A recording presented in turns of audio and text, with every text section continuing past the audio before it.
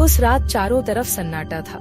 गांव के बाहर बसी पुरानी हवेली कई सालों से वीरान पड़ी थी। गांव वाले कहते थे कि उस हवेली में जो भी गया वापस नहीं आया।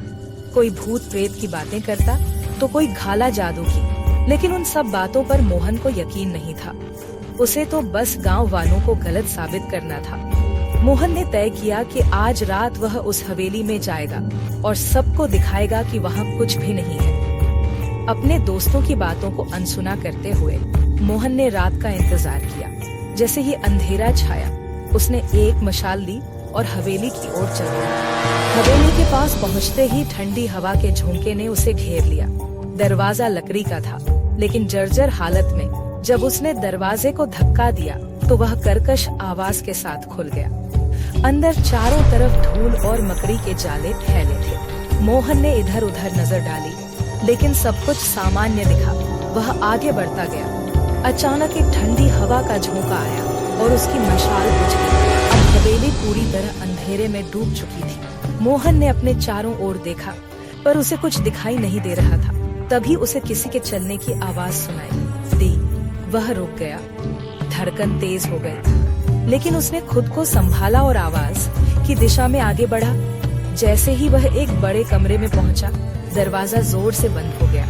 उसने पलट कर देखा, लेकिन दरवाजे के पास कोई नहीं आया। तभी उसकी नजर कमरे के एक कोने में पड़ी, जहां एक परछाई थी। वह धीरे धीरे उसकी तरफ बढ़ी और मोहन को ऐसा लगा जैसे उसका शरीर बर्फ की तरह ठंडा हो रहा हो। परछाई अब साफ नजर आ रही थी। वह एक औरत की थी, जिसके चेहरे पर गहरा घाव था। उसकी आंखें खून से लाल थीं और वह मोहन को घूर रही थी। मोहन के पैरों तले जमीन खिसक गई। वह चीखना चाहता था, लेकिन उसकी आवाज जैसे गले में ही अटक गई थी। वह औरत उसकी तरफ बढ़ने लगी। मोहन पीछे हटने लगा, पर दरवाजा बंद था।